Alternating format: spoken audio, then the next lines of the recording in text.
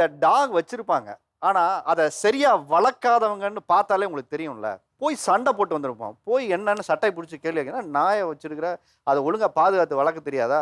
அவங்கள பார்த்தா உங்களுக்கு எப்படி இருக்கு? என்ன மாதிரிலாம் அப்படி இன்ஸ்டன்ட் சண்டை போட்டுருக்கீங்க?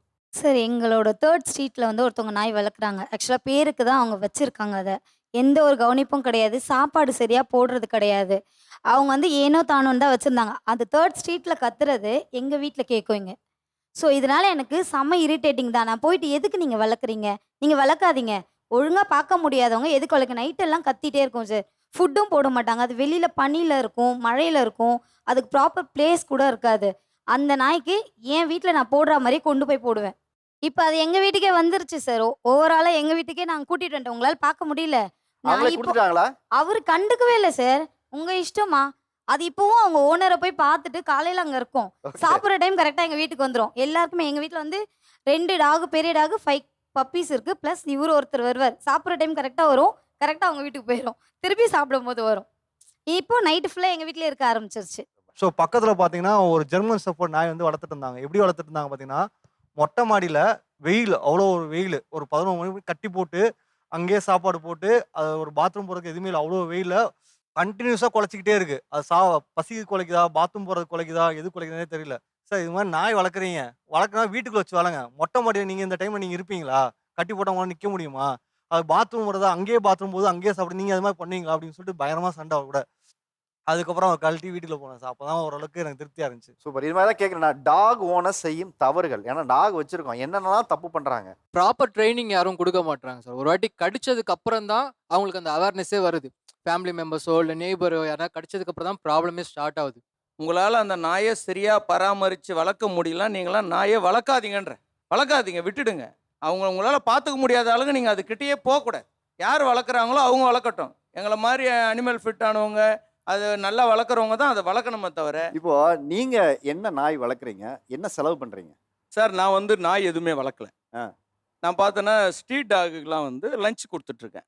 ஸ்ட்ரீட் டாகுக்கு லஞ்ச் லஞ்ச் கொடுக்குறேன். ம். டோட்டலி பார்த்தீங்கன்னா ஒரு 200 டாகுக்கு கொடுத்துட்ருக்கேன். 200 நாய்கள். 200 டாக். மந்த்லி இதுக்கு எவ்வளவு வந்து நீங்க செலவு பண்றீங்க? மந்த்லி கிட்டத்தட்ட பார்த்தீங்கன்னா எனக்கு 65,000 ரூபாய்க்கு மேலே செலவாகுது. உங்களை பார்த்து ஏன் பயப்படுறாங்க? சொல்லுங்க. அது பயம் அப்படின்னுங்கிறத விட சட்டம் இருக்கு. சட்டம் இருக்கு. சட்டம் இருக்கு. அந்த Okay. சட்டம் நிறைய பேருக்கு தெரியல. தெரியல. அப்ப பொதுமக்களுக்கு உங்களை பார்த்து பயப்படல, சட்டத்தை பார்த்து பயப்படுறாங்க. சட்டமே தெரியல. அதனால சண்டைக்கு வராங்க. சட்டம் இருக்கு, தடுக்க கூடாது. அதே மாதிரி அதுல குரூவல்ட்டி இருக்கு. நிறைய பேர் என்ன பண்ணுவாங்க, ஃபீடர்ஸை ஃபீட் பண்ண விடாம அந்த டாக்ஸ் மேல வந்து தண்ணி ஊத்துறது, சுடு தண்ணி ஊத்துறது, இது எல்லாத்துக்குமே சட்டம் இருக்கு அப்படிங்கிறது தெரியறதில்ல. சட்டம் யாருக்கு ஃபேவரா இருக்குன்னு சொல்றீங்க? சட்டம் வந்து நம்ம நாய்க்குட்டிகளுக்கு ஃபேவரபிளா தான் இருக்கு. ரிக்வெஸ்டா போச்சுன்னா அவங்களுக்கு இதுல ஏதாவது இடைஞ்சல் இருந்துச்சு அப்படின்னா ரிக்வெஸ்டா போச்சுன்னா முடிஞ்சு போச்சு. நம்மளும் வந்து ரிக்வெஸ்ட் பண்ணி கேளுங்க. பேசிக்கலாம். ஆர்டர்லாம் போடாதீங்க. சட்டம் பண்ணாதீங்க. நமக்கு ஃபேவரா அங்க இருக்குன்னு. இங்க ஆர்டர் பெருசா இருக்கு. கிரேட். சார் நாம வந்து கடவுளா வழிபடுறோம். அப்புறம் எதுக்கு நம்ம பயப்படணும்? பைரவரை பார்த்து நம்ம பயப்பட வேண்டியதில்ல.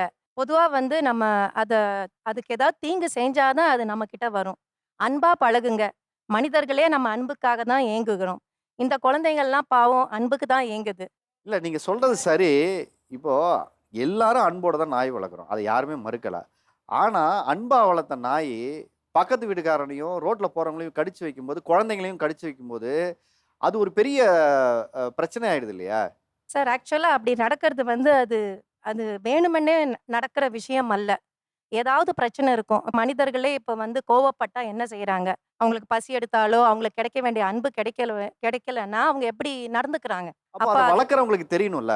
இப்போ ரோட்ல போறவங்களுக்கு தெரியாதுல்ல. இந்த நாய் வந்து நீ கையில புடிச்சிட்டு போகும்போது அதுக்கு பசியில் இருக்கா, வெறியில் இருக்கான்னு அவங்களுக்கு எப்படி தெரியும்? திடீர்னு வந்து அட்டாக் பண்ணுச்சுன்னா அவங்களுக்கு பயமும் மிரட்சியும் தானே இருக்கும். அது குழந்தைகளுக்கு இன்னும் சுத்தம் ஒண்ணுமே தெரியாது. என்ன பண்ணணும்னே தெரியாது. அப்படியே ரொம்ப ஸ்தம்பிச்சு போயிடும் இல்லையா? மோஸ்ட்லி கட்டி போட்டுருவாங்க அத. கட்டி இப்போ போட்டு. நான்லாம் வீட்ல வந்து ஃப்ரீடமா இருக்கும். நாய் வந்து வீட்ல ஈவன் பெட்ரூம்ல தான் என் கூட படுத்து தூங்கும். நிறைய பேர் காவலுக்காக வளர்ப்பாங்க. எங்க வீட்ல காவலுக்காக வளர்க்கல. இது ஈவன் ஜெர்மன் ஷெப்பர்ட் தான் வளர்க்குறோம். இது என்ன செய்யும்னா, அந்தந்த டயத்துக்கு வந்து எப்பப்போ அதுக்கு பசிக்குதோ வந்து கேட்கும். ஸோ அது வீட்டுக்குள்ளேயே இருக்கிறப்போ அது அதோட தேவையை கேட்குது. அதுக்கு நாங்கள் பூர்த்தி பண்ணிக்கிறோம். அது கோபம் வராது.